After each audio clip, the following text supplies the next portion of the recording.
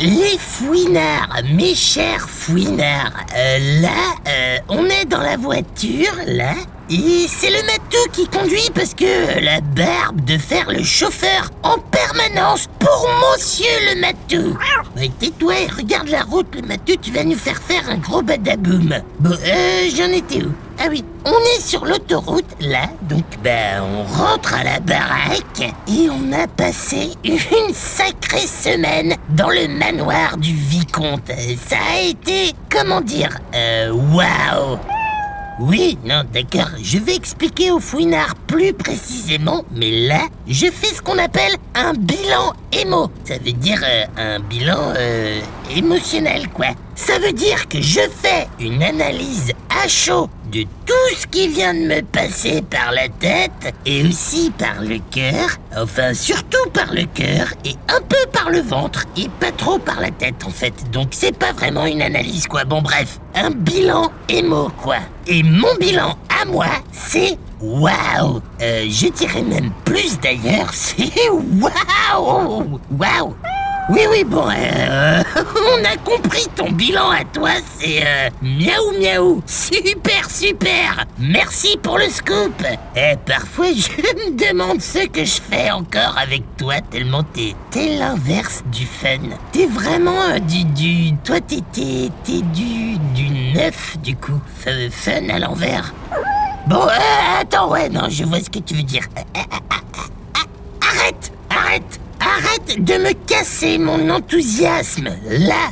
Bon, les petits fouinards, je vous raconte notre semaine incroyable. Mais je vous propose d'abord qu'on se remette un petit coup de générique. Parce que même si, on n'est plus trop dans la thématique, il était quand même super chouette.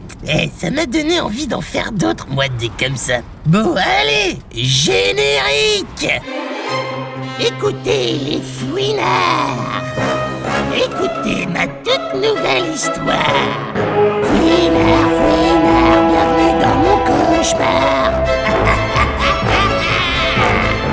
Le manoir passage de la Baba Yaga, chocolat et frissons en open bar. Le manoir passage de la Baba Yaga, laissez passer la superstar. Épisode 10, la découverte d'un nouveau royaume. Ah là là, ouais, franchement, il va me manquer un peu. On se le réécoutera de temps à autre. D'ailleurs, on se le remet. Allez, on se le repasse. Écoutez les fouinards. Ouais, non, t'as raison, le matou. On a du pain à plancher pour les fouinards. Donc, ouais, rappelez-vous, le vicomte m'avait ouvert les portes de son théâtre et j'avais été brinque-ballé par une vague d'émotions dans tous les sens. Alors, Baba Yaga, tu en penses quoi? En fait, c'est... Je sais pas comment dire... Devant cette pièce noire, avec son odeur de rideaux et d'ampoules grillées, ces vieux fauteuils dans le public, un peu poussiéreux mais entretenus, j'étais véritablement sans voix. Et même, j'ai eu comme une petite envie de pleurer au fond de la gorge. Mais les mots qui sont sortis, ça a été... J'ai l'impression d'être de retour dans la maison de mon enfance. Magnifiquement dit, Baba Yaga. La salle de répétition, c'est le berceau de la création. Et tu n'as pas tout vu. Et là, il a appuyé sur des boutons sur une console qui était sur le côté. Et la lumière s'est tamisée. Seul un petit projecteur au sol éclairait maintenant la scène. Mon ami le vicomte s'est avancé dans cet espace vide. Ma chère Baba Yaga, mon cher Matou, je vais tenter de vous raconter l'histoire véritable et peut-être passage de comment naît le théâtre. Comme un spectacle. Le matou va nous faire du popcorn. Comme un spectacle, Baba Yaga, sauf que tu vas participer toi et le matou. Le matou, annule le popcorn. C'est parti. Faut participer apparemment. Il était une fois. Et ces mots-là, que je connaissais parfaitement, ont été le point de départ d'une semaine simple, mais magique, où le vicomte, accompagné du père Maheu, qui était en fait un de ses compères de planche, le vicomte nous a montré les pouvoirs de l'acteur et du théâtre. Et la première chose qu'il a dit, et qui va me rester un peu, ça a été... Il n'y a besoin de rien pour faire du théâtre, Baba Yaga. Même cette salle et ses lumières sont en trou. Il n'y a besoin que d'un acteur et de son public, et d'un peu de place. Il suffit de bouger les meubles du salon ou de déplacer un banc encombrant pour jouer. Mais quoi, si on veut des feux d'artifice ou des effets spéciaux, par exemple, je sais pas moi, si je veux envoyer le matou en orbite sur une fusée, comment je fais, moi? Tout est possible. Mais pour imaginer le matou qui navigue entre la Terre et Vénus, est-ce que tu as besoin forcément de tout montrer? Un rond de lumière et un matou qui voltigerait autour de ce rond dans une danse aérienne et endiablée. Comme ça. Ah! Tu commences à saisir la puissance de la pauvreté du théâtre, ma chère Baba Yaga.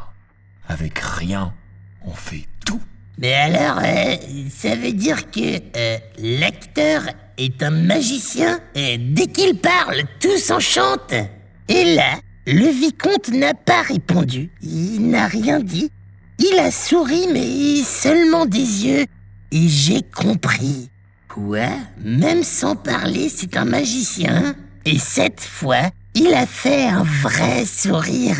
Ce qui compte, Baba Yaga, ce n'est pas tant les mots qu'on dit, mais ce qu'on met entre les mots. Ah ouais, d'accord. Comme le caramel entre les choux de la pièce montée qui permettent de la faire tenir, c'est ça?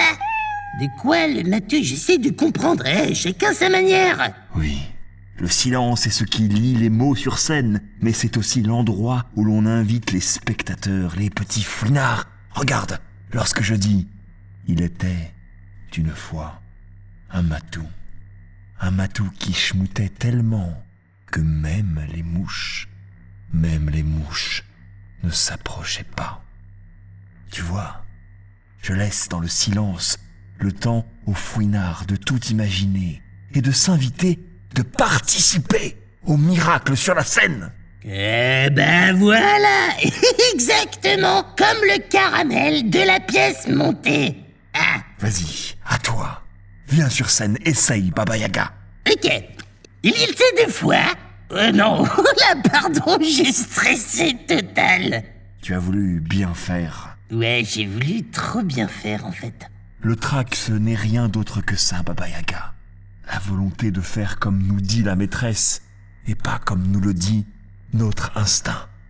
Vas-y, essaye encore. Ok, pouf pouf, on y va. Calme-toi, Baba Yaga, calme-toi. Il était une fois. Magnifique.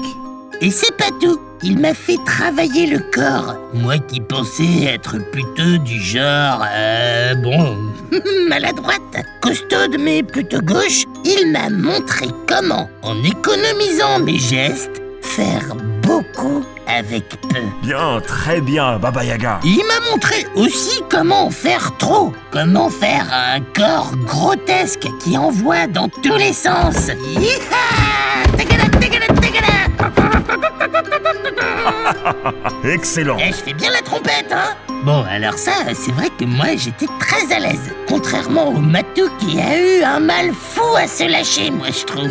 Enfin bref, une semaine entière de folie et de découvertes. Et en fait, je vais pas tout vous raconter parce que, comme le disait le vicomte lors de nos derniers instants... Tu sais, Baba Yaga, on n'apprend pas le théâtre comme on apprend un cours d'histoire ou une leçon de science.